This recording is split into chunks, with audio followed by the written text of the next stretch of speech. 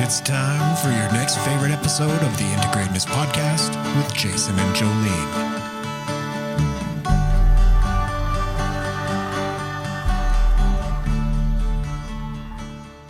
It's time for your next favorite episode of the Integratedness Podcast with Jason and Jolene. I am Jason. I'm Jolene. Coming off a really powerful story last week. Yeah. Coming into another powerful story this week. We're bringing the emotion, folks, to you. We're bringing the human. Like, these are all listeners who have been following us. People appreciate our stories, and there are so many valuable stories out there. I think, like, if we had more platforms, more ways to share stories, that is no different than asking Google a question. I agree. So much value in our stories. So I'm really excited that we've gotten to highlight some here. Me too. You do not need a Google AI, people. No. Just come and listen to us and we'll give you what you need to know. Absolutely. So with that, we have Claire Conde here. And I'm going to give a little background here. Claire and I go back to our old working days with the government. We both worked at Mental Health and Substance Use Services. Probably met you like 15 years ago. Yeah. Yeah. Longer. Yeah. 2007. Yeah. Some cool little overlaps, you know. Claire's got some twins. I have some twins. We share different experiences, hugging grief in different ways. And we've partnered on a suicide awareness event. Like, there's been multiple little overlaps. And now Claire has this lovely place out at my favorite lake of all time, and she gets to just fill her soul every day, and I'm very envious of her, but she's as well. Very deserving of it. Yeah. So we're gonna hand it over to Claire. She is gonna locate herself so you guys know who's chatting and what her story is, and we're gonna dive in. Yeah. So I reached out to you guys, hoping for an opportunity to share about Forward Foundation, right? I thought this would be a good platform for that, and then anything else about my story that may resonate for anybody else, right? So Forward Foundation. My son started Forward Foundation, and I sit as the president on the board now. And I'll throw it back to, I'll have to tell you, I'm a bit distracted today, and I'll tell you why. And then I'll circle back, I promise. One of my favorite concepts is something that Carl Jung talks about, which is synchronicity, right? And boy, is that ever present in my body right now, because you reached out with this appointment time to do this. I didn't say anything, but this time 7 years ago, I started to watch my son leave his body. So tomorrow is the 7th anniversary of his passing. So I'm in that 24 hours countdown to him taking his last breath. And so the fact that you guys gave me today to use in a positive way is not missed on me. And boy, the synchronicity around that just reminds me to watch for that all the time. So he was diagnosed at 28. Circle back, I was young and beautiful at the time, of course, largely because I was a little bit fast and loose in my childhood. So I was pregnant with Christopher at 15 and gave birth to him at 16. So he has been in my life my entire life. We raised each other. I did not parent him. We parented, as an active word, each other, which made the loss complicated, not worse than anybody else's loss, not better, complicated. And being a nurse on his cancer journey, I naturally assumed the role of caregiver. He was diagnosed as stage 3C right out of the gate. So he had a very difficult 5-year journey with his cancer. Lots of surgeries, lots of chemo, lots of hours that we got to spend together talking about what it meant to him. The gift in that was that before my son passed, I knew who he was as a man. And I think a lot of parents miss that piece. They're so busy actively parenting their child that they don't get to see who they are as a person. And so that was a real gift in the process. He was a connector. So he had lots of different groups of people that he brought together. And So when he got ill and couldn't work, and he got caught out between jobs, so he didn't have good insurance, if any. He was on the PWD, Persons with Disability amount. But his friends, his village, showed up for him. If they went to New York, they took him to New York. If they went golfing, they took him golfing. What do you want? What do you want? And so he didn't miss out in that sense. But we spent all those hours, and he's like, I have a village, all these young adults out there that don't have a village, Mom. What, you know, we need to do something for them. And at the time, Make-A-Wish Foundation, which is the most well-known, right? They age out at 18. So we always knew about them. And he's like, who does anything for the ones after 18, right? So we looked and we looked, and there was a lot, you know, a rough Google search makes it look like there's all these foundations and such that exist. Part because when you lose someone you love, you want to do something and you get activated and motivated. And so there have been a lot started, but if you do it out of love, they don't last. You have to do it with a strong business model, right? And so to that end, he gave me each millennial that was the best in their field as board directors, and I'm just the old lady on the board. And so, you know, I have one of everything that I need, and that's been you know, partly the success of Forward Foundation. And so what we do is we grant end-of-life experiences to what used to be terminally ill young adults, but we don't use the word terminal anymore because docs can't guess anymore because there's new treatments coming all the time. It's a beautiful conundrum to have. And instead we say serious life-limiting illnesses. And currently the age range we focus on is 18 to 39. But with the right funding, as we grow, we want to push that out to that 45, you know, understanding that young adult doesn't end at 39, right? We try to understand that there's unique flavor to being a young adult with a life-limiting illness, facing your own mortality, right? And so, you know, if you're a senior person, what are you focusing on? You're focusing on reflection of a life lived, right? If you're a young person, 18 or younger, you basically, I don't even like the word basically in that sentence, that really minimizes it. Throw that word out. You're more about needing reassurance from your parents or your caregivers, right? Whereas when you're in that young adult range, it's complicated. The developmental stages just run amok, right? Like, you know, you could be in that place where you're thinking of identity versus autonomy. Like, who am I and what do I have control over? Well, boom, suddenly that any concept of that is complicated by the fact that you've no control because now you're managing this serious illness, right? You're thinking about meaning of your life. Like, what's the meaning of my life? Where is it going? Even if you're not challenged with a life-limiting illness, you're still thinking about, you're starting to think about legacy, right? Like, what pieces of my life are important? What are my values? What do I want to, you know, craft for this life? It's you're big on communication and connection, right? Either towards family and friends, or this is when you decide where you need to move away from family and friends to maintain health, right? But it's the focus can be this connection. And that's why actually Christopher recognized that piece, and he was real clear that these are not bucket list experiences that Forward Foundation gets. So the example I beat to death, but it's more, you know, easiest one to wrap your head around is if you came to us and said, I wanted to go skydiving, we'd say no. But if you came and said, look, I haven't talked to my brother for 5 years, we fell out, and now this sucks because I may be dying and we need to work that out. And so then we would take the two of you and we'd put you in the middle of nowhere and throw you out of a plane and make sure that, you know, you had that time. Luckily, there's not too many young adults that are facing the end of their life. So we are able to really craft fulsome experiences around these guys, right?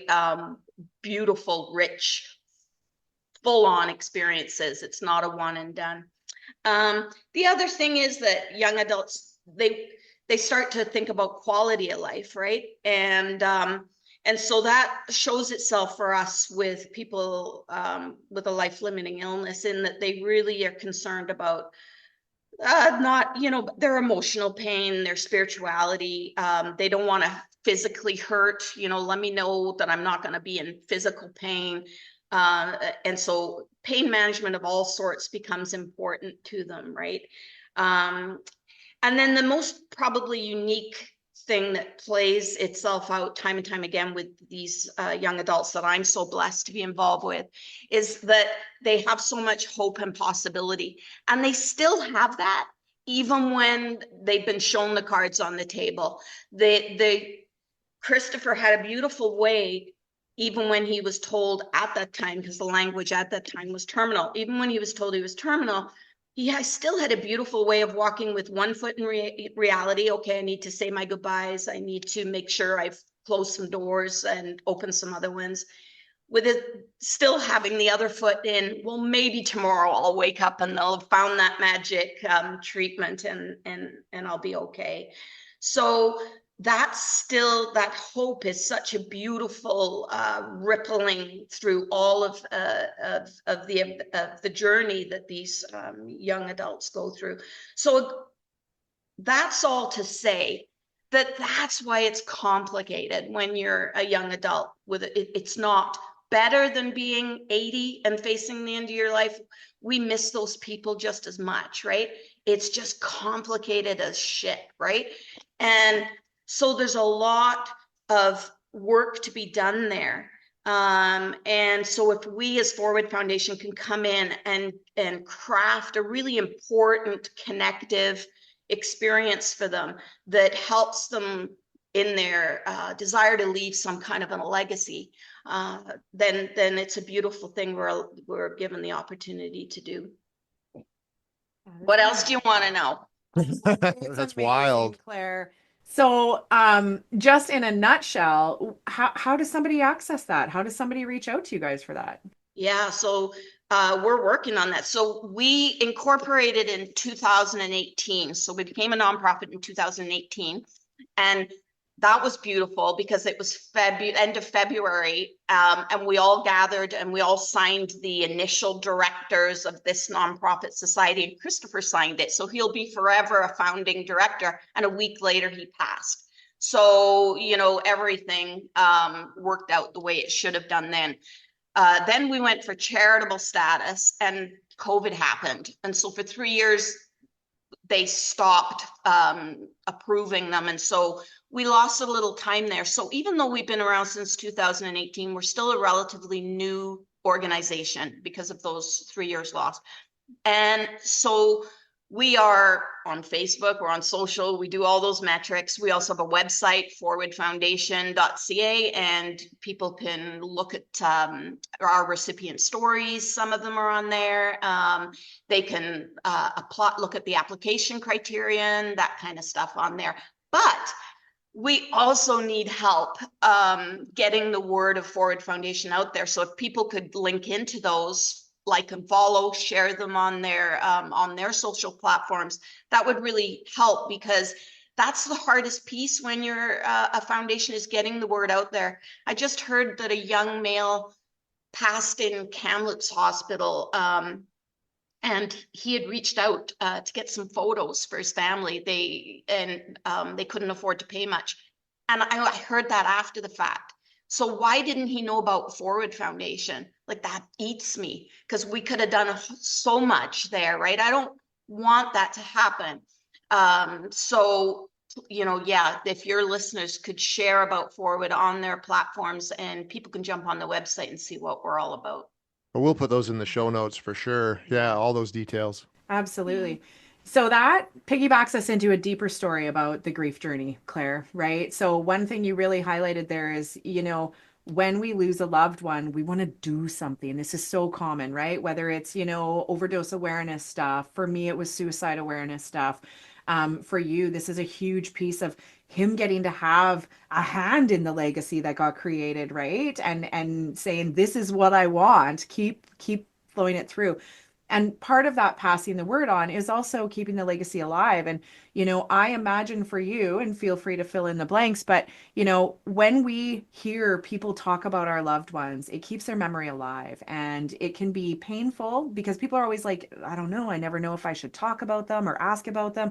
And most of the time, parents and loved ones will say, like, I want their name to be mentioned in rooms. And yes, it might make me cry, but I would rather hear that they are still alive in you than not hear them because you're worried it will cause pain. What is all of that like for you and for Christopher's siblings and just in general? Like, how has this impacted your guys' grief journey?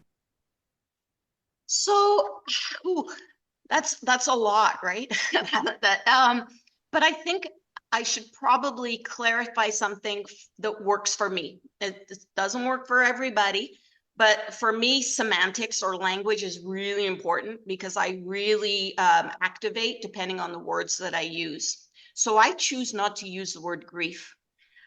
For me, grief is a stuck word. Grief for me suggests that I need to learn how to cope with grief, how to move through grief, but it stays in some ways. It's attached to a lot of negative emotions, that word for me. So the word that I insert for that in my healing is loss. And the reason being that it's a doing word. If I've lost something, I can try to find it. So I've lost Christopher, but I can still, every day I wake up, try to find him. Maybe not the whole of him, but parts of him. So I can find parts of him in the pictures of him, in the memories of him, in the admiration that his brother and sister carry for him. In the memories that are constantly being shared by his friends. I find pieces of him all the time. And in finding things from my loss, then the emotions or things attributed to that are more positive, right? Like I can get excited about opportunity for what I might find, right? I sit with more gratitude for what I do have. I have a maturity now, a wisdom, if you will, that I never had before. And I have those things because I found them from my loss, right? So I'm not stuck. There's something that I can do about it. And not to say that trauma language isn't important. Trauma language is incredibly important, but trauma language for me helped me understand what was happening, but it should not become my identity, right? I want to raise the bar for my healing, not lower the bar for my healing, right? So I've been through trauma and I'm working to continue to go, through my journey. Because otherwise I'm potentially able to make excuses for my behavior, right? Make excuses for why I can avoid difficult conversations. Well, I'm allowed to avoid that conversations because I'm a grieving mother, and and that should look so heavy, and and believe me, it is. But I don't want to use that trauma language as an excuse for my sadness, or what happens in my relationships. And when I do my lost found thing, it holds me accountable. So maybe an example would be when my twins get in the same vehicle to drive anywhere. Like, my panic just goes up to here, right? And I want to put that on them. Well, how about you stay home and you go with so-and-so, this concept of separating the two out of the same vehicle, which is ridiculous and yet understandable all at the same time, right? But when I own it, then I go, oh, this is because of my loss. I lost the ability to trust that my children will not die before me. So what I have found is the insight to know that that's my shit and not to put it on them. So when they go, I go, okay, you know, just like you would with a singular kid, be smart, make the right decisions, you know, have a great time, right? And then I need to sit with the ownership of whose issue that is, right? So language is huge. I mean, another one that other people use and it really works for them is this concept of making space for either the grief or the loss or whatever your language is. I don't like that for me. I choose to replace that with building capacity, because then it acknowledges to my brain that I'm reworking what I carry and how I carry it, whereas making space makes me think that I'm stretching myself too thin, right? How much space do you want me to goddamn make, universe, right? Like before I explode, right? So I'm building capacity. So again, it's just language, but some of us, you know, need to find our spot with that, right? Well, no, and words are so important. How we frame things, because the way you talk about it also reflects where your brain is at. And I love, Claire, that you're doing that, because so many people don't take ownership of the pain that they're feeling, and it's everybody else's fault, or I need to be treated differently because, whereas we all have to, step forward every day and move on. And you've created this way to do that I find is really admirable. I want to point out that Claire makes this look very easy, but I have bared witness to this journey, and she is the strongest fucking person that I know. And I know she won't wear that the same way, but I have so much respect for how you, your family, Christopher, have carried every ounce of this experience and utilized it. And I think that in our journeys through life, we are all given opportunities to alchemize, right? We are all given opportunities, and it's what we do with it. And you happen to be one of the people that use every damn part of the animal, right? Like, you are not throwing out anything, you're not discarding anything unless absolute necessary. And I actually think the things you've thrown out in your life were probably the energy drains, moving farther away from town, deciding to leave work probably earlier than you might have considered doing, like recognizing really what became important in life and where you shift that focus, and investing in a beautiful, healthy partnership that was not without a big journey for you in other areas too, right? Like, Yeah, I mean, you make so many good points hit there. When you're a mother who has lost a child, people are very quick to call you brave. Oh, you're so brave. Again, that's not a word I like, because brave suggests it's more of an action word, in the sense that it suggests a willingness to jump in, right? And I was never willing to jump into this journey. That, like, it, I was dragged into it and held there the entire time. And so I am not brave. The only time I have been brave in my life was by allowing my husband to love me. So you're right, you spoke to that relationship. I was absolutely brave by allowing to let this man openly and wholeheartedly love me, because that took some work. Boy, did it ever. So I've been very much brave there. I think that the word I like to choose instead is courage. I will accept that I have shown a lot of courage through my journey of nursing and watching my son pass away over a period of 5 years, and caregiving him. That showing up every day for that required courage. Going on requires courage. Getting out of bed every day requires courage. And so I am courageous, but I'm not brave. I've been brave once.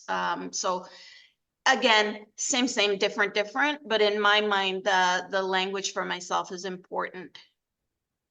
it is. And I love like all of these pieces. We read out the dictionary definition of words because it carries so much of what we end up doing with it. And right, like cynicism, Oh right? yeah. You have a positive connotation of it, I have a negative connotation of it, right? Like what are our experiences with that, right? And I think there's so much in the unknown that can load so many of these things. Something that Claire, you're just naturally really gifted at is these teachable moments. You're an incredible teacher. You are an intellect, and you are a very experienced woman in this lifetime. And I love that this is what people get to hear, the tangible, holdable. And I love that you said like every day getting out of bed takes courage, because some people could listen to this and go like, oh wow, she makes it look so easy. And I say that with like no meaning behind it, because none of this is easy, but it's about recognizing what you're doing with that and how it is still possible to move forward even with all of those pieces, and especially because of all of those pieces, and choosing self and choosing every step along the way, because you also have a loving partner the rest of your life, two other children that you are also forced into, lovingly now, but supporting and moving forward with. And it's about this integration piece, right? Absolutely. And I mean, let's not forget the fact that I was incredibly blessed because Christopher's journey was one that we were able to spend a lot of time together, and he ensured that I promised him that I live the best possible blessed life. He acknowledged that I would have tough days. I mean, what he said to me was, Mom, I'm not afraid of dying. I'm afraid of how I'm leaving you. And so we had deep conversations that other people don't necessarily have the opportunity to have, where he readied me. We did the therapy piece as he was passing, well, as he was buying time, because that's what treatment did for him. It bought him time so that his brother and sister could get to an older age where they would have more memories of him. And so I say to your last guest, every minute matters, because it's all imprintable on those that you're going to leave behind. Every memory is worth fighting for. And that being said, the twins were 14 when Christopher passed, and again, very different children like yours are, Jolene. And my son wanted to remember his brother the way that he was when he last played pickup hockey in the street with him, and or shot a basketball with him. All 6'3.5", beautiful physical creature that my son was. And yet my daughter wanted to be there. So she was at his bedside when he passed. And she'll wear some trauma from that, and she will have to at some point go through her own journey. I don't think she's done it yet, but she's on it. She'll get there. But I make no apologies for that. I was very clear with the two of them at 14, because that's also a difficult parental position to be in. Do you want to be present when the physical death happens? So that's something that a young adult family has to go through, right? Because they may have children, young adults as well, right? What do? Do they allow their children to be present or not? And so at 14, it wasn't about my control of my children. It wasn't about me allowing, right? It was about them deciding. And so she chose to be there. And Chris had, in that piece of needing control over those final pieces, as young adults do, he had picked who he wanted present. So he picked 3 of his best friends to be present.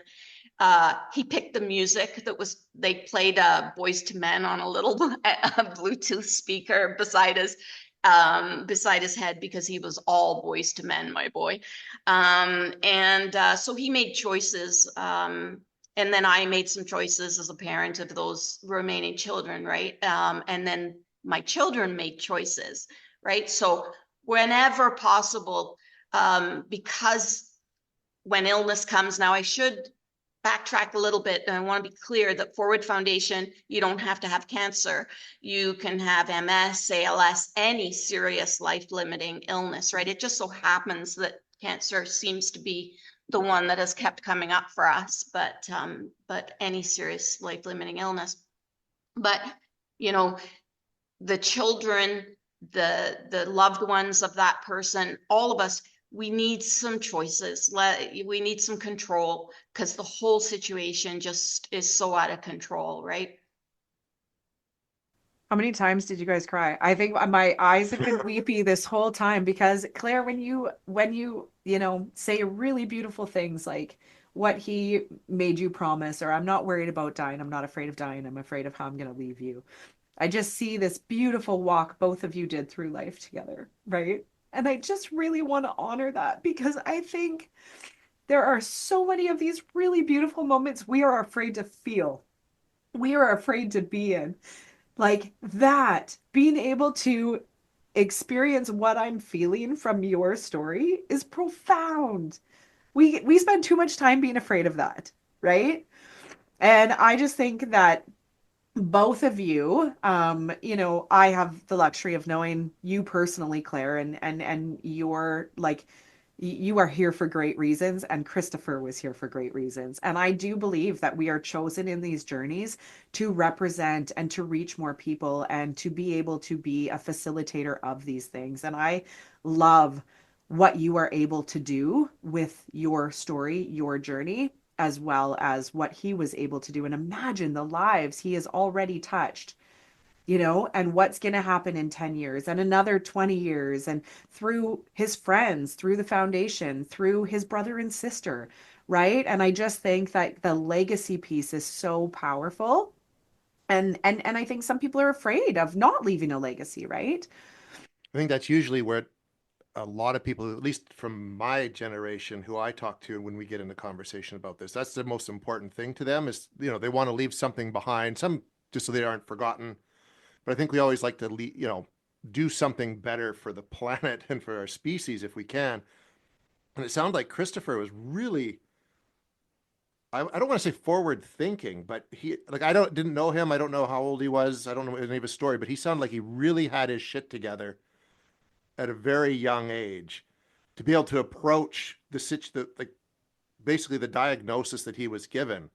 And I think a lot of that has to do probably with, like you said, you guys co-raised each other to a degree, but I think that's an amazing gift that you gave each other and that he is now able to give back to other people. Yeah, he was an empath, right out of the vaginal canal, as Jolene would put it.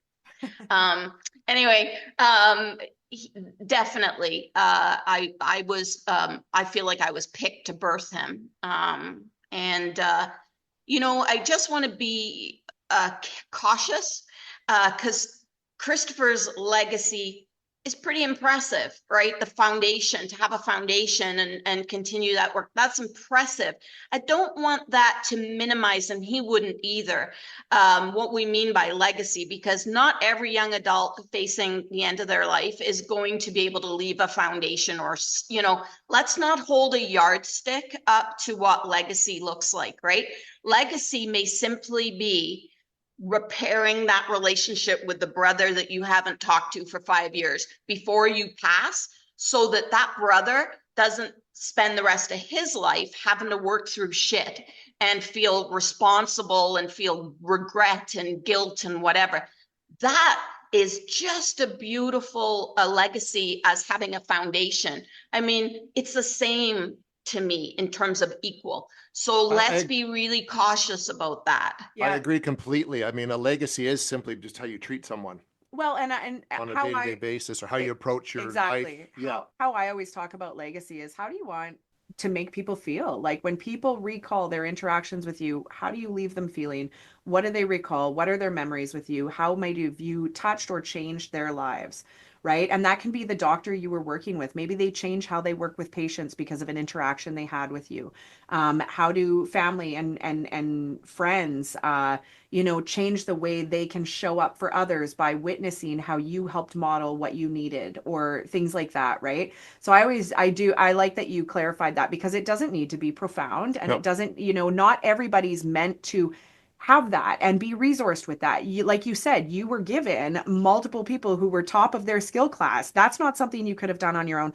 That is very clearly, when I look at life purpose and, in my workshop and in my individual work with clients, we're always look at what your most aligned actions in life are. And I mean, it's very clear what yours and Christopher's aligned actions have been, and that's what that looks like. And some people have more mobilizing actions and alignment in this lifetime, and other people fuel that, right? Like if we didn't have people interested in listening, we wouldn't have a podcast. If I didn't have clients who were aligned with my work, I'd never have a platform for it. So for you guys, it's about who's aligned with also what you were able to mobilize and how that fuels it. Because without people accessing the foundation, what's the foundation, right? It is a lot of momentum giving. I love that it's the Forward Foundation, like as we're talking about it this way, right? Yeah. No, for sure. And I think that the last piece I sort of put forward is, you know, whether you're a young adult facing a serious life-limiting illness or you're not, like you're having perfectly great health and you're just navigating the challenges of young adulthood, legacy is still important. And perhaps the easiest way that I've found to think about that is you have that young adult visualize themselves in the back of the room at their own funeral. And then they're just standing there. Nobody, you know, their casket's up front. Nobody knows they're spiritually in the back. Because generally what happens is at a funeral, someone will go up and they'll go, "Oh, Jim was such a great guy." And you're all sitting there going, "Who the hell are you talking about? Because he was a dick," right? Like, you know, but funerals bring out the worst in us anyway. But if you as a young adult can stand at the back of the room, and when your mother goes up, what do you want to hear come out of the mouth of your mother about you? And that's going to be different because next your best friend's going up, right? What do you want to hear your best friend say? What about your work colleague, your boss or your work colleague? What are they going to say? And they may all have different things to say, but then ask yourself, am I doing the actions that's creating that relationship that would have them honestly and authentically go up and say those things about me? And that's the single best way you can create your value system around your legacy and the piece that you are going to leave, whether you end up getting ill, don't end up getting ill, get hit by a bus tomorrow, because none of us know, right? Take some time to do that. Are you showing up for those individual people in your life in a way that they can authentically represent that should you be gone? And I'm really glad you said that, because when I look around at our modern society, we seem to have a huge lacking in any really good values right now. And it's nice to hear someone mention how important it is. And it like not enough people meditate on their death, which we don't want to, but I think it is the most important thing we can do because it sets the stage for how we approach everything in life, like you just pointed out, how we interact with people, how we face difficulties, etc., how we even viewed hard things, because so often people find, you know, a stain on their favorite shirt's a hard thing when it's really a pretty minimal thing when you consider the worst thing that can happen. So thank you for bringing that up. Yeah, thank you. And that's actually what we do in the very last week of my I'm the One workshop is exactly that. And it is profound for people to make that connection, right? Claire, I want to step back and look in the periphery a little bit, and you may or may not have answers for this, but I'm just going to throw it out there for our listeners because a lot of people are like, I don't know how to help. I know someone in this situation. I don't know how to show up. I don't know what's needed. I don't know like how I can best be there in a sense. I'm curious, what do you think was the hardest part for Harley supporting and experiencing this with you? Yeah, I can answer that. Yeah. Harley is, you know, he's an old Manitoba farm boy, right? There's not a ton of pathology there. And he, obviously the hardest part for him was very similar to what Christopher expressed. It was to see my pain, right? And he had to sit with that. But what he did was he reworked some of the, and I'm sorry, Jason, I don't mean to be negative with this, but he reworked some of his man stuff, his desire to fix things for me, because very quickly on in the journey, he realized that he couldn't control any of this for me. He could drive me back into to the coast, in snowstorms, and he could, make sure my kids were fed, and he could do things, he could do practical things. But he had to realize early on he couldn't fix it. And so he changed his language. just one sec, I lost my video there. He changed his language where he would say things like, when I would launch into my sadness, he would say, gosh, you know, that just must be really rough for you. And like, so, and that's all I needed to hear, right? You know? Mhm. Absolutely. I think that is the most real but profound response, honestly, Yeah. because that is the biggest piece. And, Mhm. you know, he's also experiencing the grief at the same time, right? Mhm. Well, and when we, you know, it's interesting because people say a lot of dumb shit when you've lost somebody or when you're losing somebody, and I find that some of the silly stuff or the dumb stuff, so to speak, is the stuff where really that it's about that person's ego, right? They're wanting to feel better. They don't necessarily, you know, it's not about making me feel better. It's about them feeling like, oh boy, I said something really good there. I hope she Mhm. got that, right? Yep. Like, you know, and 100%. and really, if you're going through this journey with somebody, stop therapizing, like stop, you know, with the fancy statements. Don't Google what should I say to somebody who's dying. Like, just, you know, it really is about listening, and about saying, man, that sounds hard. Because yeah, the other stuff just doesn't have any space. You know, I remember once, I don't know what our time's like. I could talk forever. Jeepers creepers. Anyway, I remember when there was a big deal. The plane blew up over Lockerbie, Scotland, right? And this little the town of Lockerbie were, and I'm sorry, trigger warning, but they were finding, you know, body parts in their backyard and whatever, and the whole world sent people to them. Trauma counselors to do debriefing and things like that afterwards. And years later, a couple of psychology students went back and interviewed them and said, okay, this big traumatic event happened. What did you find most helpful? You know, like, because we want to know about debriefing, what works, what doesn't work, and, you know, and that kind of thing. And the response that floated to the top was actually the most helpful part was the Salvation Army. And they said, oh, well, not the trauma counselors. And they were like, no, the Salvation Army. Well, why? Because they made tea and they listened. Yeah. Right. So, whoa, that's all you got to do. Right. And that's not negating the work that counselors do, because there's a time and space for that. But in the moment is not the time and space. In the moment, make a cup of tea and listen. I love that. That's fantastic.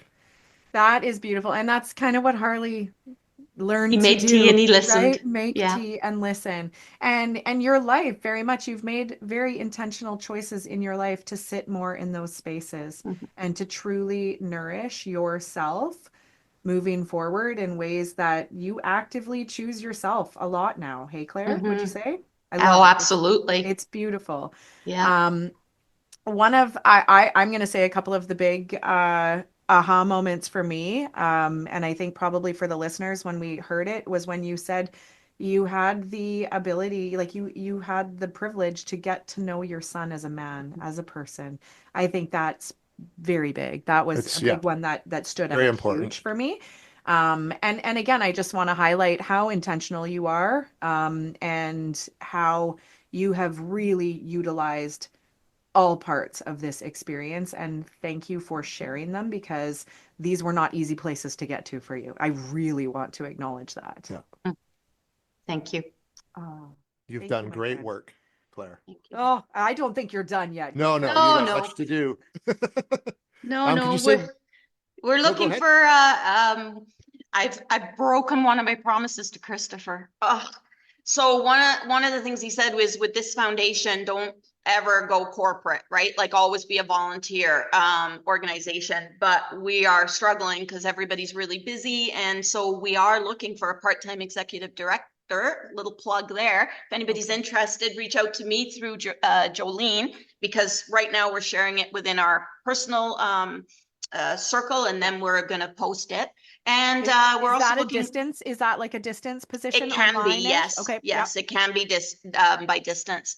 And then also we are looking for a volunteer board member for the board of directors. And that is also distant because I do it from the shoe shop, even though most of the others are in the Lower Mainland. So we're looking for those two things to continue the work. If anybody knows anybody, reach out through Jolene.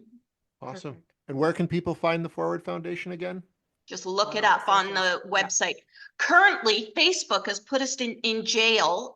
We don't know what we've done, but so we still exist online, but we can't do our updated postings right now while they appeal it.